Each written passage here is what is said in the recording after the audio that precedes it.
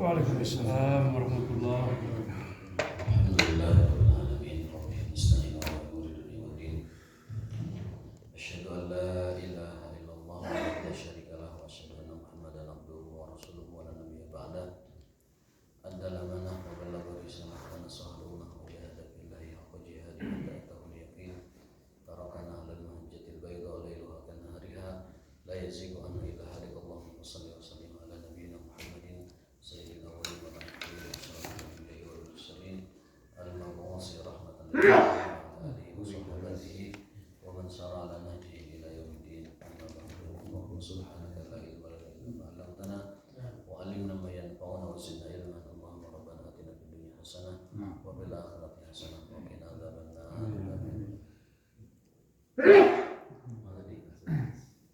Mundur sedikit. Pak Haji Hikmat kehalangan. Pilih bagian halus. Itu biasa nobar mau mikir mah. Biasa nobar mau.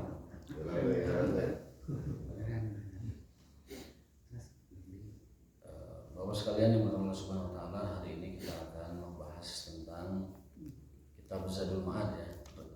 Rabu itu jadwalnya Kitab Zadul Ma'ad dan tema kita adalah fi hajjin Nabi fi khutbatihi. Ya, tuntunan Nabi terkait dengan tata cara berkhutbah.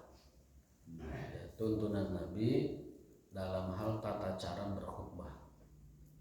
Ya, sudah saya sampaikan Nabi itu memberikan petunjuk ya, qudwah hasanah dalam kehidupan itu dari mulai hal terkecil masalah pribadi di dalam kamar mandi sampai ngurus negara, ada semua aturannya, ada semua petunjuknya, ada semua tuntunannya.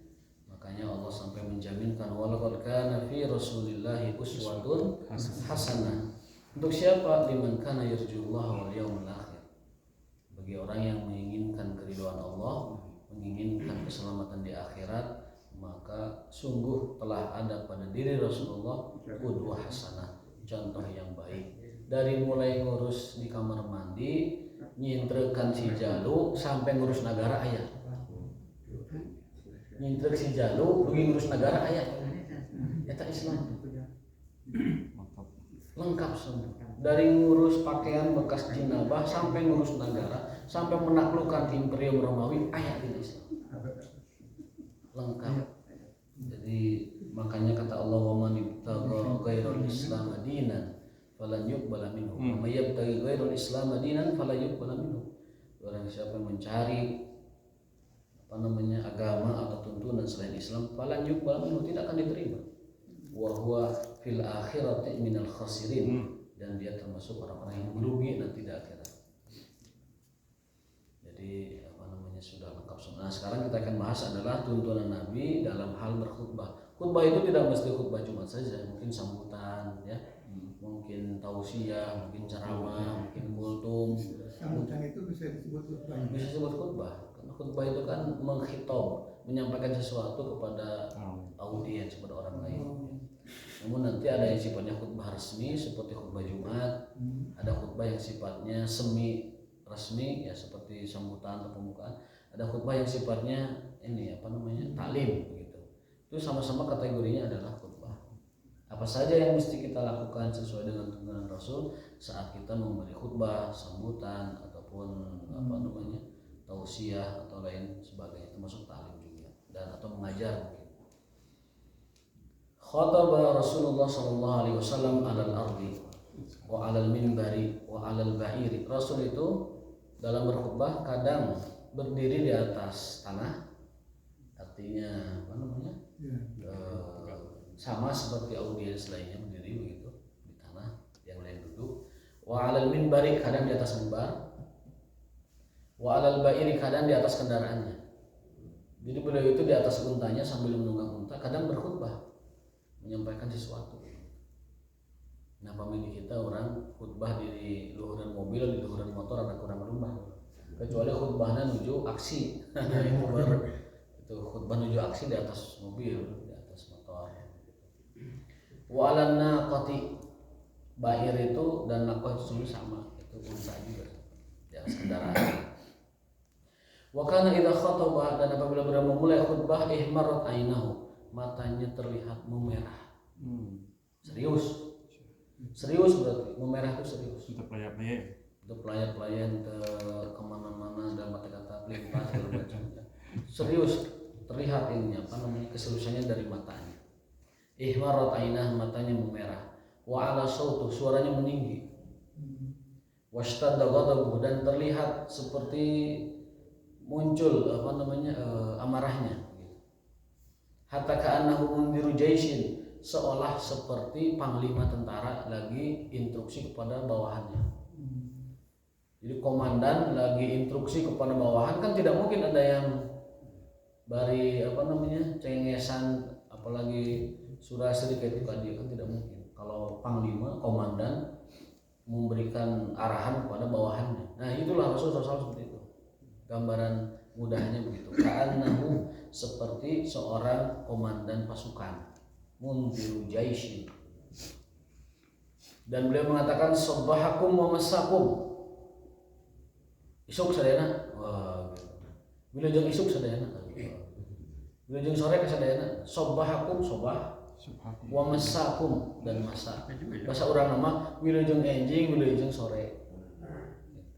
Tentunya setelah Assalamualaikum warahmatullahi wabarakatuh, wilujeng enjing kasadayana, wilujeng sonten kasadayana. Jadi disapa waktu. Setelah salam itu menyapa tentang waktu. Itu disebutkan dalam apa namanya kitab Zadul Ma'ad. Nah sekali lagi ini khutbah beliau manakala kondisinya memang khutbah yang resmi. Begitu. Kalau taklim seperti ini tentunya berbeda.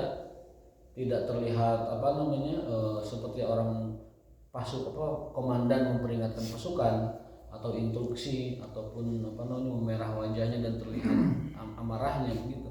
Saking seriusnya, berarti ada khutbah yang disampaikan secara resmi dengan cara seperti itu. Ada yang disampaikan seperti taklim seperti ini.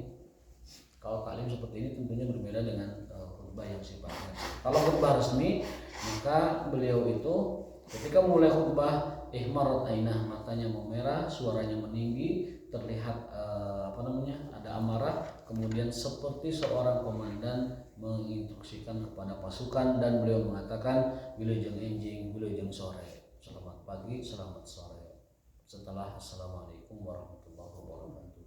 Wa yaqulu bu'istu wa ana sa'ah kahatain, dan beliau mengatakan aku diutus dengan hari kiamat itu seperti ini.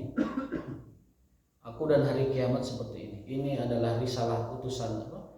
Ini adalah diangkatnya aku jadi rasul, ini adalah kiamat. Artinya apa? Dekat. Aku dan kiamat seperti ini. Ini aku, ini kiamat. Jadi Sering dikatakan begitu ya? Sering mengatakan. Jadi Rasul sering mengingatkan umatnya tentang hari kiamat. Wa yaqrunu, dan mendekatkan baina asba'ihi, antara jari-jarinya, as-sababah wal wusta, jari tengah dan jari telunjuknya seperti ini.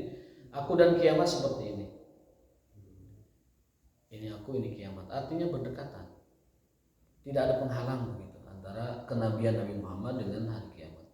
Wa yaqulu amma ba'du. Nah, amma ba'du itu sunnah muakkad itu. Kalau khutbah itu harus amma ba'du. Amma ba'du kedah itu. Makanya sebagian ulama ada yang memakruhkan atau mungkin melarang kalau khutbah itu tanpa amma ba'du. Sebagai pemisah antara puji-pujian kepada Allah, tahmid dan salawat di pembukaan, keisi itu diselingi dengan amma ba'du. Yang benar disingkat, dimatikan di wasol amma ba'd atau amma ba'du tadi. Di amma ba'du dibaca domanya amma ba'du. Yang artinya setelah itu. Dan setelah itu. Dan setelah itu. Fa inna khairal hadisi kitabullah wa khairal hadi hadi Muhammadin sallallahu alaihi wasallam wa syarrul umuri muhdatsatuha wa kullu bid'atin dhalalah. Wa kana la yakhutubu khutbatan illa iftataha bihamdillah. Ini urutan khutbahnya Rasul. Yang pertama adalah iftataha, membuka khutbah dengan hamdalah. Itu wajib. Wajib hukumnya membuka khutbah atau sambutan atau apapun namanya dengan hamdalah. Baik dengan innal hamdalillah nahmaduhu wa nasta'inuhu wa nastaghfiruh, itu satu. Yang kedua boleh alhamdulillah nahmaduhu wa nasta'inuhu wa nastaghfiruh. Boleh juga alhamdulillahirabbil alamin wa bihi nasta'inu ala umuri dunya wad din, dan seterusnya. Itu rukun yang pertama itu ada hamdalah. Tidak mesti khutbah Jumat, khutbah seluruhnya harus ada hamdalahnya. Bihamdillah. Wa amma qaulu katsirin minal fuqaha. Adapun sebagian pendapat ulama yang mengatakan bahwa pembukaan khutbah Rasul pada istisqa dengan istighfar, pada khutbah Idul Fitri dengan takbir, maka kata beliau, kata Ibnu Qayyim rahimahullah, falaisa ma'hum fihi sunnah, tidak ada keterangan sunnahnya. Jadi istisqa dengan istighfar, kemudian Idul Fitri dengan takbir tidak ada tuntunannya. Yang ada tuntunannya tetap dengan cara itu. Tetap dengan cara yang pertama tadi. Mau istisqa tetap menyebutkan alhamdulillah. Mau khutbah Idul Fitri, Idul Adha sama, alhamdulillah. Pembukaannya seperti itu. Tidak dibedakan ya, tidak dibedakan. Baru setelah alhamdulillah, silakan mau bertakbir Allahu Akbar, Allahu Akbar, Allahu 9 kali. Allahu Akbar, Allahu Akbar, Allahu Akbar, Allahu Akbar, Allahu 9 kali. Setelah itu baru disampaikan khutbahnya. Apa isi khutbahnya? Tetapi awalnya harus dengan alhamdulillah. 9 kali. 9 kali. Bukan 7. 9 kali. 7 keluar. 3 Allahu Akbar, Allahu Akbar, Allahu Akbar, Allahu Akbar, Allahu Akbar, Allahu Akbar. 9 kali. Dalam bukan sholat aja, khutbah. Khutbah. Kami takbir sholat 7 kan. Tapi khutbah ya masih bab khutbah. Pami takbir sholat 7 balas. Rakaat hiji 7, rakaat kedua 5. Tapi anu khutbah, takbir khutbah itu 9. Nyebutnya 33 ya. Jadi 33 ya. Jadi jangan sampai malah ke sholat salapan dibalik. Nanti jamaahnya bubar. Ini bukan sholat ini mau khutbah. Ya bohong. Tapi takbir itu juga sunnah hukumnya. Sunnah. Kalaupun tidak begitu jangan diingatkan. Artinya tidak usah subhanallah kan. Imamnya kurang ditujuh takbirnya saat sholat ataupun tidak takbir. Itu tidak apa-apa karena sunnah. Di Kalimantan subhanallah kan tadi. Tidak usah disubhanallahkan atau juga tidak usah disujud sahwikan karena itu takbir itu namanya takbirat sunnah. Takbir yang hukumnya sunnah. Jadi tidak usah risau jamaah kalau imam tiba-tiba dan langsung Fatihah, nggak apa-apa, terusin aja. Tidak apa-apa, ikut aja. Ya syukur-syukur imamnya tidak lupa gitu. Makanya kalau lagi takbir ini tuh jari itu dipakai gitu, Allahu Akbar, Allahu Akbar, dia sampai 7 jadi nggak lupa. Gitu. Caranya seperti itu. Berat nyupiran tuh berat. Nyupiran tuh berat gitu. Kudu ngopling, kudu ngegas segala macam. Semua ini marukana imam teh gampang. Itu tanggung jawabnya. Iya. Menang lapieu. Menang lapieu gitu. Makmum mah bisa ngalian ke mana-mana gitu. Nah, itu apa namanya? Nyupiran itu berat. Makanya dia menanggung dosanya pahalanya dia lebih banyak karena memimpin sholat dan juga kalau ada apa-apa ya imam tanggung jawab. Makanya jamaah mah enak, udah semuanya tanggung ke imam begitu. Ke supir. Akan naiknya muadzin mana salat muadzin. Pasti duan kenaik gitu. Tarik man gitu ya. Nah, jadi awal khutbah itu mesti dengan rukun, ini malah rukun, kewajiban seorang khatib. Ya, ada 2 istilah itu. Ada kalau khatib itu yang memberi ceramah. Kalau khatib itu yang mengkhitbah, yang melamar. Beda tuh bahasa Arabnya. Khataba yakhtubu berkhutbah. Khataba yakhtubu meminang atau melamar. Makanya khutbah itu ceramah, khitbah itu lamaran. Dalam bahasa Arab jangan salah baca. Khutbah itu ceramah, khitbah itu lamaran. Orangnya kalau pelamar, orangnya yang melamar itu namanya khatib, panjang di khoknya. Kalau penceramah panjang di toknya, khatib itu penceramah. Khatib itu penceramah. Tapi kalau khatib itu orang yang melamar seorang gadis atau janda atau janda. Harus gadis atau janda ya. Bukan enggak pakai isim ini enggak pakai itu namanya sifat musyabbah bismil fa'il, khatib dan khatib. Yang untuk ceramah namanya khatib, jadi khatibul jum'ah itu yang benar. Tapi kalau khatibul jum'ah itu nu ngalamar poe Jumat, jadi beda maknanya. Falaysa ma'hum fihi sunnatun an Nabi sallallahu alaihi wasallam albattah wa sunnatuhu taqtadi khilafahu wa huwa iftitahu jami'il khutab bihamdillah. Jadi Rasul membuka seluruh ceramahnya, seluruh acaranya, seluruh kegiatan dakwah dan tausiahnya dengan alhamdulillah. Berarti kalau Rasul tidak pernah meninggalkan itu hukumnya wajib. Rasul tidak pernah meninggalkan dalam hal berbicara dengan audiens ungkapan alhamdulillah atau innal hamdalillah atau alhamdulillahirabbil alamin. Itu berarti menandakan bahwa itu rukun, sifatnya wajib. Wajib ketika memberikan khutbah, termasuk khutbah Jumat. Wa huwa ahadul wujuhi salasa li ashabi Ahmad wa huwa ikhtiyari kina qaddasallahu.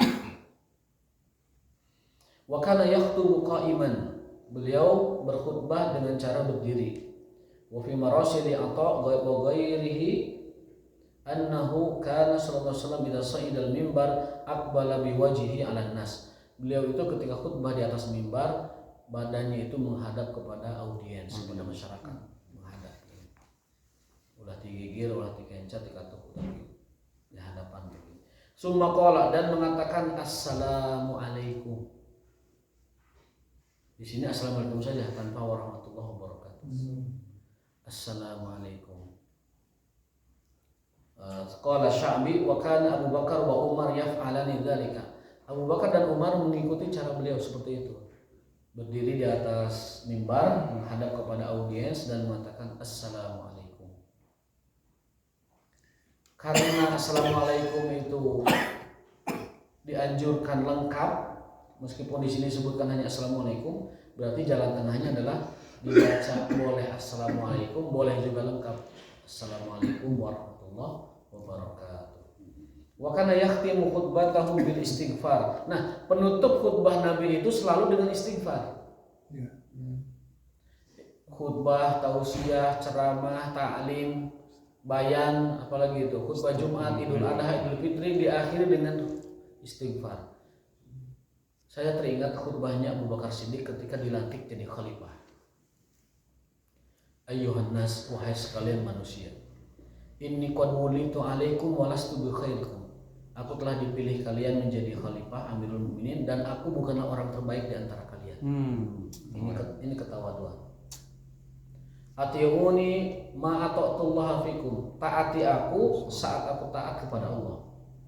Fa in asaituhu fikum, apabila aku maksiat kepada Allah, maka tidak ada ketaatan kalian kepadaku. Masyaallah. Fa in ra'aitumuni ala haqqin fa'inuni. Kalau kalian melihat aku dalam kebenaran, bantu dan dukung aku. Wa in ra'aitumuni ala batilin fasadduduni. Tapi kalau kalian melihat aku dalam kebatilan, dalam kesalahan, tolong luruskan aku. Abu Bakar Siddiq. Insyaallah. Ala in aqwakum indi dhaif. Ketahuilah orang yang paling kuat di antaraku adalah orang yang dia itu lemah di antara kalian sehingga aku bisa memberikan haknya pada dia. Dan orang yang terlemah di sisiku adalah orang yang kalian anggap kuat dan aku bisa mengambil hak darinya untuk orang yang dia zolimi itu. Jadi bagi Abu Bakar itu orang lemah itu orang yang dianggap kuat oleh orang lain. Dan orang lemah, orang yang kuat itu orang yang dianggap lemah orang lain, dan orang lemah itu adalah orang yang dianggap kuat oleh orang lain. Jadi kesimpulannya bagi Abu Bakar Siddiq itu kalau orang-orang melihat dia orang kuat, bagi dia mah lemah gitu. Kalau orang melihat dia lemah, bagi dia mah kuat orang tersebut. Sehingga bisa membagikan keadilan itu sesuai dengan haknya masing-masing. Tidak ada privilege. Tidak ada privilege, tidak ada orang kuat, tidak ada orang lemah. Bagiku yang kuat itu siapa yang punya hak. Yang lemah itu yang ngambil hak, itulah orang lemah di situ. Sekarang kan dibalik. Hukum tajamnya ke bawah, tumpul ke atas. Seperti mata pisau yang kebalik gitu. Kalau rumah nu mintulna, ari kahadap sebenarnya. Nah, itu namanya tajam ke bawah dan tumpul ke atas. Itu khutbahnya Abu Bakar Siddiq. Dan ditutup dengan khutbahnya itu, aqulu qouli hadza wa astaghfirullah li wa lakum. Itu penutup khutbah Abu Bakar. Umar juga sama mengikuti khutbahnya Rasul SAW. Karena Rasul itu selalu menutup khutbahnya dengan astaghfirullah li wa lakum. Mau ditambah silahkan, astaghfirullah li wa lakum fastaghfiruhu innahu huwal ghafurur rahim. Aku Aku akhiri perkataan ini. Aku akhiri perkataan ini dengan istighfar, mohon ampun kepada Allah. Maka wahai sekalian kaum muslimin, istighfarlah kepada Allah karena Dia Maha Penyayang dan Maha Pengampun. Aqulu qawli hadza wa astaghfirullah li wa lakum fastaghfiruhu innahu huwal ghafurur rahim. Aya nu menutup khutbah teh barakallahu li wa lakum. Itu baik doanya tapi tidak nyunah. Ada itu ya, bisa dikatakan ustaz inilah ustaz kondang juga. Tapi kalau kita lihat pedoman petunjuk ini, justru akhir khutbah itu mesti dengan istighfar, bukan dengan barakallahu li wa lakum. Yang benar itu aqulu qouli hadza wa astaghfirullah li wa lakum, istighfar ya. Wa kana yakhtimu, adapun Rasul dan para sahabatnya Abu Bakar dan Umar yakhtimu menutup khutbah atau khutbahnya bil istighfar, dengan istighfar. Bukan dengan doaul barakah, bukan juga dengan doa yang lain-lain, tapi dengan istighfar. Wa kana katsiran yakhtubu bil Qur'an, dan kebanyakannya Rasul itu seringnya kalau khutbah menerangkan isi Al-Qur'an. Ya. Bahkan dengan Al-Qur'annya, karena para sahabat itu paham bahasa Arab sehingga Al-Qur'annya yang dibacakan. Sampai dalam Sahih Muslim disebutkan hadisnya dari Ummu Hisham binti Harisah. Beliau Ummu Hisham mengatakan, kami dulu menghafal surat Qaf dari khutbahnya Nabi. Ya. Berarti Rasul itu khutbahnya Al-Qur'an. Sering menyampaikan itu. Ma'akhadtu Qaf wal Qur'anil Majid illa an lisani Rasulillah yaqra'uha kulla yaumi Jum'atin 'alal mimbar. Disebutkan bahwa kami menghafal surat Qaf dari khutbahnya Rasul di hari Jumat. Berarti khutbah beliau itu adalah Al-Qur'an. Wa dzakara Abu Dawud an Ibnu Mas'udin anna Rasulullah sallallahu alaihi wasallam kana idza tasyahhada qala alhamdulillah. Teks ini, teks pembukaannya saya bacakan. Riwayat Ibnu Mas'ud bahwasanya Rasulullah SAW kalau beliau berkhutbah, alhamdulillah nasta'inuhu wa nastaghfiruh wa na'udzu billahi min shururi anfusina may yahdihillahu fala mudhillalah wa may yudlil fala hadiyalah. Sok balik entar biasa teh. Yadlil yahdi mabalik itu. Padahal itu artinya yang Allah sesatkan tidak dapat petunjuk, yang Allah kasih petunjuk tidak dapat disesatkan oleh siapapun. Tapi kadang sarua yudlil deh, yang disesatkan, dihidayah disesatkan gitu. Mabalik tak eta pentingna memahami bahasa Arab. Saya sering mendengar gitu, mungkin jarang ceramah ataupun tidak pernah menyampaikan kepada audiens yudlil nanti pabaliut gitu. Kalau pabaliut tidak usah dibaca, cukup alhamdulillah wassalatu wassalam ala rasulillah, cukup itu. Innal hamdalillah wassalatu wassalam ala rasulillah amma ba'du, cukup segitu. Tapi kalau dia mulim itu memahami bahasa Arab, bisa mengamalkan sunnah yang panjang ini. May yahdihillahu fala mudhillalah wa man yudlil fala hadiyalah. Asyhadu an la ilaha illallah wa anna Muhammadan abduhu wa rasuluh arsalahu bil haqqi basyiran wa nadhiran baina yaday sa'ah may yuti'illahu wa rasulahu faqad rasyada wa man ya'sihima fa innahu la yadurru illa nafsah wa la yadurru Allah syai'a. Itu pembukaannya Rasulullah SAW. Barang siapa yang bermaksiat kepada Allah, maka sama sekali itu tidak membahayakan Allah, itu hanya membahayakan dirinya sendiri. Waqala Abu Dawud, dan seterusnya. Abu Dawud menyampaikan riwayat yang lain, tidak perlu dibacakan, langsung saja. Qala Ibnu Syihab wa balagana anna Rasulullah kana yaqulu idza khataba. Rasul juga dalam berkhutbah begini pesannya. Selain yang tadi pembukaan, ini pesannya. Kullu ma huwa atin qarib. Segala yang akan datang itu dekat. Setiap yang akan datang itu dekat. Kematian kan akan datang, berarti dekat. Segala apa yang akan datang itu adalah dekat. Mati pasti datang, makanya dekat. Kiamat pasti datang, itu dekat. Setiap yang akan datang adalah dekat. Labu dalima huwa atin, tidak ada istilah jauh bagi sesuatu yang akan datang. Segala nu bakal datang teu aya kata jauh, semuanya dekat. Harus mempersiapkan. Kematian itu akan datang, maka tidak ada kata jauh, masih lama, tidak ada. Kematian itu tidak ada masih lama. Bisa jadi sekarang kita bersenang-senang, besok sudah diambil. Bisa jadi sekarang kita bahagia, besok sudah diambil. Maka tidak ada kata jauh untuk sesuatu yang pasti akan datang. Wala yu'ajjilullahu al-ajalata li ahadin. Allah tidak akan mengakhirkan dan menyegerakan ajal siapapun. Jadi jangan khawatir, ajal itu tidak pernah disegerakan, tidak pernah diakhirkan. Dalam ayat disebutkan la tastakhiruna sa'ata wa la tastaqdimun. Kamu tidak akan mendahulukan ajalmu dan kamu tidak juga mengakhirkan ajalmu. Jadi dalam hal ini mah tenang, maut mah tos aya tanggalna, tos aya waktuna. Bisa jadi nyantai-nyantai gitu lebih duluan, bisa jadi bahkan habis-habisan teu maot kan gitu. Ada yang begitu kan. Wala yukhifu li amrin nas. Masya Allah, la masya an-nas. Ya, maksud Rasulullah, katakan semua itu masya Allah. Jadi semua itu terjadi karena kehendak Allah. Jangan pernah mengatakan ini karena si fulan, ini sebab si fulan, ini hasil si fulan, ini karunia si fulan, tidak pernah.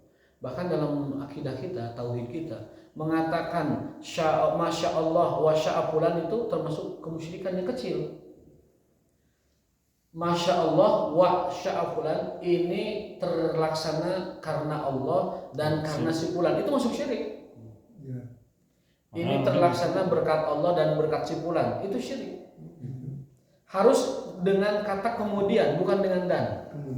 Kemudian summa pakainya, bukan wa. Kalau wa itu begini, misalkan sambutan hatur nuhun,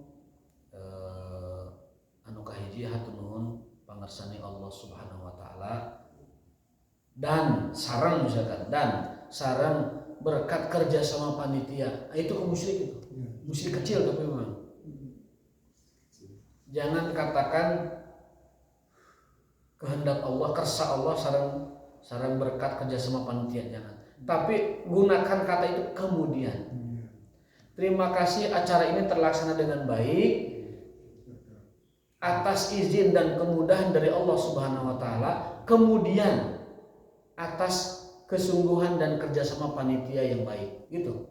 Jadi frasa diksi yang dipilihnya itu kemudian, jangan dan. Kalau dan itu setara. Jadi ini berkat Allah dan berkat panitia setara. Allah tidak mau kayak gitu. Sampai Nabi mengatakan, jangan kamu katakan sya'allah wa sya'fulan, tapi katakan sya'allah summa sya'fulan. Itu kalau Nabi mengingatkan secara spesifik detail, berarti huruf waw itu yang artinya dan itu tidak boleh digunakan untuk Allah dan manusia. Maka gunakannya kemudian. Summa, ayeuna orang misalkan sakit, naon lah dari apalah gitu asam urat atau asam urat spesifiknya apalah gitu. Misalkan batuk, minum obat misalkan. Alhamdulillah kersane Allah abdi sehat cager. Sarang resep di dokter, nah itu ada kemusyrikan di situ. Syirik kecil memang, tapi tetap kalau tumbuk-tumbuk jadi bahaya juga. Nah, mengatakannya begini, alhamdulillah izin Allah abdi sembuh. Kemudian, nah kemudian itu luka Sunda naon tak kemudian teh.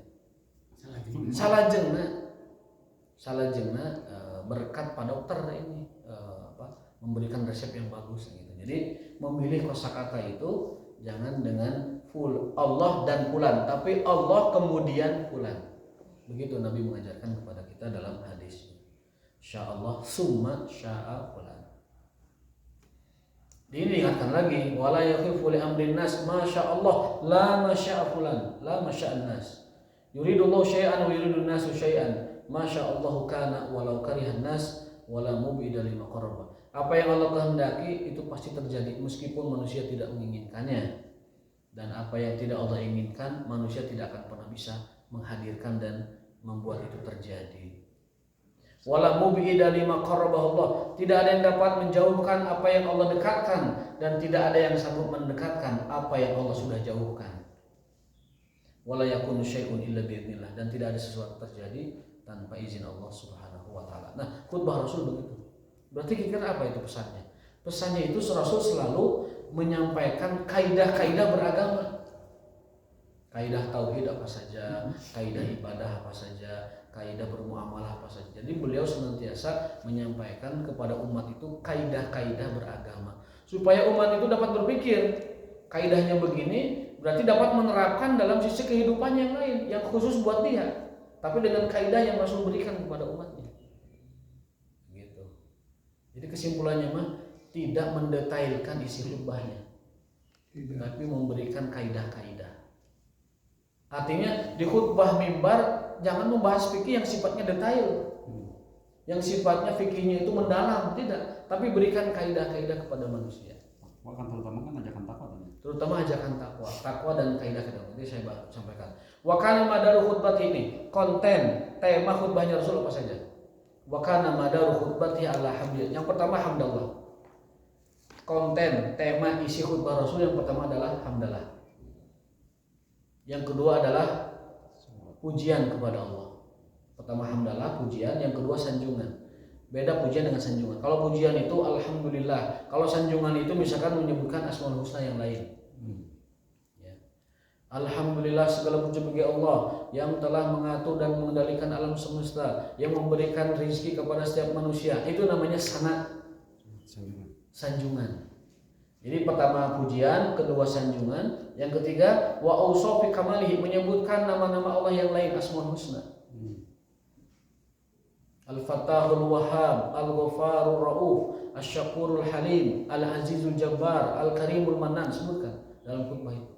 Itu namanya kamaluhu, ausofu kamalihi, dan juga mahamiduhu, pujian-pujian dan asma Allah yang lain. Nah setelah itu baru setelah amma ba'du wa ta'limi qawaidil Islam, menyampaikan kaidah-kaidah berislam. Disampaikan supaya orang itu bisa menerapkan kaidah itu dalam kehidupannya. Wa dzikril jannati wan nar. Apa itu? Menyampaikan pesan tentang keindahan surga dan ngerinya neraka. Diingatkan manusia dengan surga dan dengan neraka. Jadi jangan ada istilah lah jika budak leutik wae kudu dibibita, jangan. Itu metode Allah menyampaikan wahyunya kepada manusia. Itu metode Rasulullah SAW menyampaikan agamanya kepada manusia, mengingatkan orang dengan surga dan mengingatkan orang dengan neraka. Wal ma'ad dan tempat kembalinya. Wal amri bitaqwallah dan perintah takwa. Itu isi khutbah Rasul. Hamdalah, kemudian asmaul husna, puji-pujian lah. Kemudian setelah itu sholawat jelas, kemudian amma ba'du, nah kemudian mengajarkan kaidah-kaidah beragama Islam tentang neraka, tentang surga, tentang perintah takwa. Wa tabyin mawaridi ghadabihi, menyampaikan mana apa saja yang Allah ridhoi dan Allah tidak ridhoi. Berarti tentang keridhaan Allah di mana apa saja dan tentang kemurkaan Allah pada apa saja dan pada siapa saja dijelaskan kepada manusia. Allah ridho dengan ini. Dalam surat Al-Ghasyiyah ya, ada surga neraka. Ya, di Al-Ghasyiyah ada surga dan neraka. Yang suka dibaca. Wujuh yawmin na'imah lisa'iha radiyah fi jannatin 'aliyah dan seterusnya tentang surga. Diingatkan supaya orang tertarik di sana ada surga. Neraka supaya orang takut di sana ada neraka.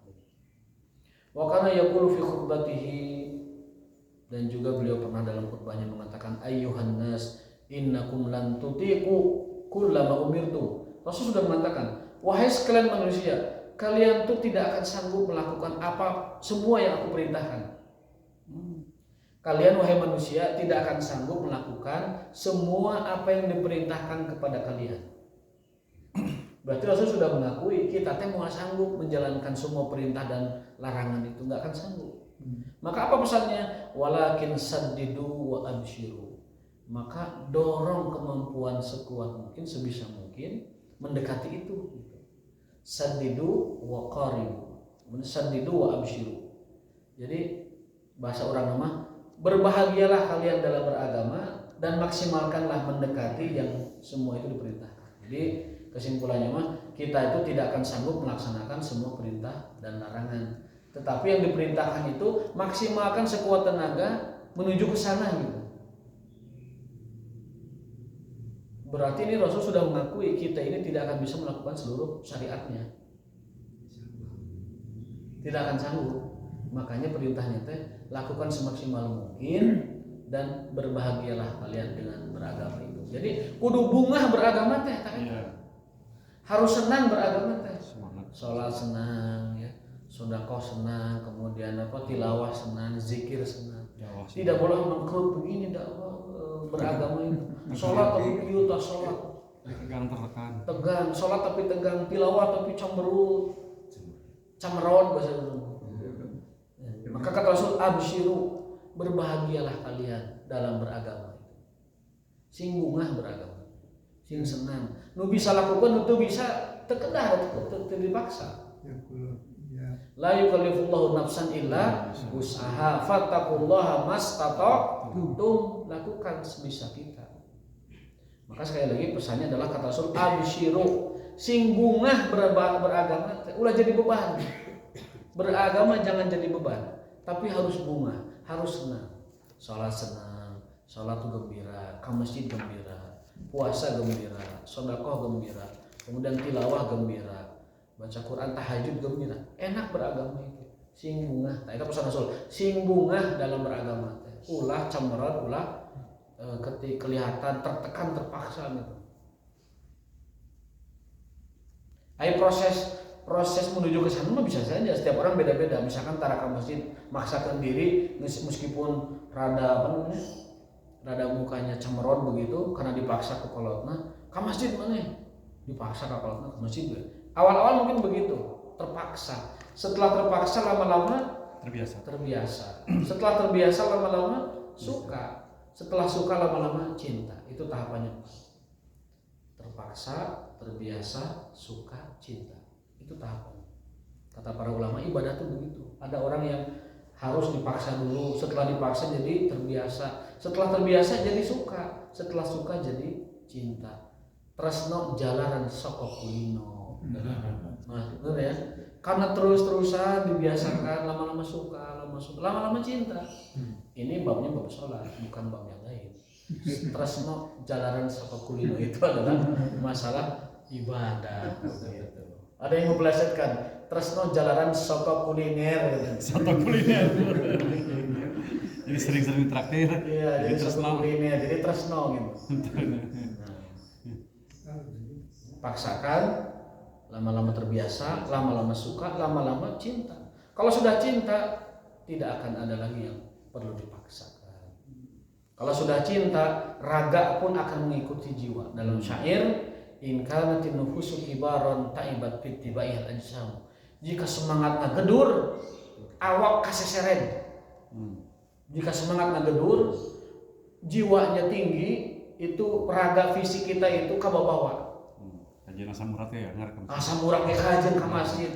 Dah di itu ngagedur di masjid aya yang kita harapkan dari Allah, keridhaan Allah, keberkahan, majelis, kemudian sholat berjamaah pahalanya besar, ngagedur. Awak kaseseren.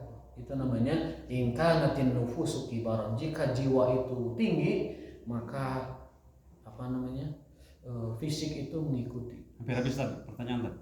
Maka Apakah setiap laki-laki ini diwajibkan untuk bisa khutbah? laki-laki diwajibkan khutbah.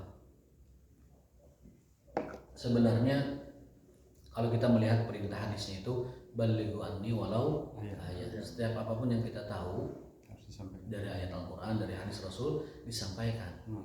Jadi cara menyampaikannya ikut Rasul. Nah, cara menyampaikannya dan juga tata caranya dikembalikan kepada kemampuan masing-masing. Kemampuan masing-masing yang mampunya menyampaikan dakwah di bidangnya, misalkan dalam hal apa gitu, sampaikan dia sanggup di situ. Makanya bagi orang yang profesinya dokter, dia dakwah di bidang kedokteran sesuai dengan kemampuannya. Gitu. Dia di bidang mekanik, dia dakwah di lingkungan orang mekanik, mengingatkan mereka kita ada kewajiban dari Allah, kita ada kewajiban dari Rasulullah, kita ada diperintahkan, ada larangan disampaikan. Terus di bidang dia gitu. Jadi kulluna du'atun, setiap kita adalah dai. Setiap kita adalah dai, menyampaikan risalah Islam sesuai dengan lingkungannya masing-masing. Yang di lingkungan pensiun, sampaikan dakwah di lingkungan pensiun. Yang di lingkungan ibu-ibu, sampaikan dakwah juga di lingkungan ibu-ibu. Yang di lingkungan lain sebagainya, sampaikan di tempatnya. Minimal paling minimal dakwah itu ngajak sholat lah. Ngajak sholat. Anu karyawan, pegawai, tukang ataupun bisnis atau toko atau segala macam, minimal ngajak karyawan lain misalkan, ayo sholat. Ataupun misalkan ingatkan kada hilap, temu hilap sholat. Nah, gitu. Apalagi dia jadi mandor, apalagi dia jadi supervisor dan segala macam, ingatkan bawahannya, ayo sholat jangan sampai lupa. Itu sudah dakwah itu. Kalau punya kuasa wajibkan ya. Kalau sudah punya kuasa wajib hukumnya karena kullukum ra'in wa kullukum mas'ulun. Jadi kesimpulannya dakwah itu sebenarnya adalah fardu kifayah memang. Tetapi kalau orang itu punya kapabilitas dan punya bekal untuk menyampaikan, dia tidak menyampaikan, bisa jadi itu orang yang tercela karena Allah sudah ingatkan wa man ahsanu qawlan mimman da'a ilallahi. Tidak ada perkataan yang lebih baik daripada mengajak orang kepada kebaikan. Dan Rasul juga memotivasi satu orang yang dapat hidayah gara-gara ucapanmu, maka itu kata Rasul lebih baik daripada kamu punya onta merah. Onta merah itu sekarang Mercy terbaru. Mercy terbaru. Kamu ajak orang, kamu kasih hidayah orang melalui tanganmu, melalui perantaramu, maka itu lebih baik daripada kamu punya onta merah. Itu paling mahal onta merah itu. Jadi besar sekali itu faedah dan fadilahnya. Bagi orang yang mampu, orang yang punya kemampuan, punya bekal ilmu, wajib itu berdakwah. Tapi bagi yang belum cukup ilmu atau sama sekali tidak punya ilmu, maka dia belajar kewajibannya. Belajar. Kata Rasul, jadilah ahli ilmu. Kalau tidak bisa jadi ilmu, jadilah apa? Pendengar. Kalau tidak bisa mendengar, jadilah pecinta. Kalau tidak jadi pecinta, maka jangan jadi yang terakhir. Itu jadi nanawan. Ahli ilmu bukan, pendengar yang baik bukan, kemudian pembaca yang baik bukan, juga pecinta juga tidak, maka cuma jadi yang kelima, dia tidak jadi apa-apa. Kalau dengan walaupun sampaikan walaupun dengan satu ayat, dengan itu gimana? Iya, balighuannya walau sampaikan kepada umat itu, kepada orang walau satu ayat. Artinya itu hadis itu memberikan motivasi kepada orang yang tahu apapun dari Islamnya, kebenaran ini sampaikan semampunya gitu. Apa yang dia punya, apa yang dia tahu dari Islam sampaikan semampunya. Dia tahunya sholat, sampaikan sholat. Tahunya sholat, ajak orang sholat. Itu kemampuan dia di situ. Tapi kalau kemampuannya lebih, sampaikan dengan yang dia bisa. Artinya dakwah itu sebenarnya gampang gitu. Cukup bekal dengan apa yang kita tahu. Dan sekarang kita sudah tahu ilmunya, apalagi ngaji Bukhari atau apa tahun. Sudah Bukhari, coba sama sudah apa namanya? Minuh lah begitu. Bismillah bisa kan? Masa nggak bisa nyampaikan Bismillah? Ya menyampaikan minimal ngajak sholat, minimal ngajak. Manfaat Bismillah bisa. Minimal fadilah dari Bismillah apa? 4 kan waktu itu kan. Nah, wa kana yakhtub fi kulli waqtin bima taqtadi hajatul mukhatabin. Kadang-kadang Rasulullah SAW menyampaikan tema yang terkait tentang situasi yang terjadi di masyarakat. Disampaikan. Up to date. Kadang-kadang up to date ya, kadang-kadang beliau wa kana yakhtub berkhutbah di waktu yang itu masyarakat butuh apa. Satu lagi mohon maaf, ada kewajiban dalam khutbah itu yaktubu khutbatan ila iftitah bihamdillah wa yatashahhadu fiha bi kalimati syahadah. Ada satu lagi kewajiban dalam khutbah itu mengucapkan syahadat. Tadi tidak sempat dimasukkan karena hadisnya memang disempatkannya di bagian akhir. Wa sabata anhu sallam kullu khutbatin, setiap khutbah laisa fiha tasyahud, yang tanpa syahadat asyhadu an la ilaha illallah rasulullah fahiya kal yadil jadma, maka itu seperti tangan yang buntung. Khutbah tanpa baca syahadat itu seperti tangan buntung. Makanya mesti ya dibacakan. Ini teringat dengan kisah Pak Haji. Wa kana idza qama yaktubu akhadha asan. Nah ini. Rasul itu kalau khutbah, kalau pidato, kalau ceramah akhadha asan. Bawa tongkat. Bawa tongkat gitu kan. Tapi dia kayak tongkatnya. Jadi tongkatan lah gitu. Akhadha asan fatawakka 'alaiha wa huwa 'alal mimbar. Bahkan di mimbar pun beliau bawa tongkat. Atawakka itu beliau berpijak kepada tongkat itu. Jadi bawa tongkat, pegang tongkatnya supaya ajeg begitu ya. Tawakkau alal mimbar. Wa kadza dzakarahu anhu Abu Daud an Ibnu Syah. Itu riwayat Imam Abu Daud bahwasanya Rasulullah SAW itu kalau berkhutbah ataupun khutbahnya di atas mimbar, beliau bawa tongkat dan menjadikan tongkat sebagai pijakannya. Ternyata sunnah itu teh. Wa kana Beda-bedakeun. Dikuatkan lagi wa kana al-khulafa'us salasah, 3 khalifah pertama Abu Bakar, Umar, Utsman yaf'aluna dzalika ba'dahu, melakukan hal seperti itu sepeninggal Rasul sallallahu alaihi wasallam. Wa kana ahyanan yatawakkau ala qausin, bahkan kalau tidak ada tongkat mereka megangnya busur panah. Megang begini, nyepeng, artinya nyekal sesuatu. Walam yufad anhu annahu tawakka ala saifin wa kasirun min dan seterusnya. Itu pasti ada cerita tentang khutbah juga, insyaallah sampaikan di Insyaallah. wa ma taufiquna illa billah. Astagfirullah li wa lakum wa ala kulli muslimin wa muslimat. Subhanakallahumma wa bihamdika asyhadu an la ilaha illa anta astaghfiruka wa atubu ilaik. Wassalamualaikum warahmatullahi wabarakatuh.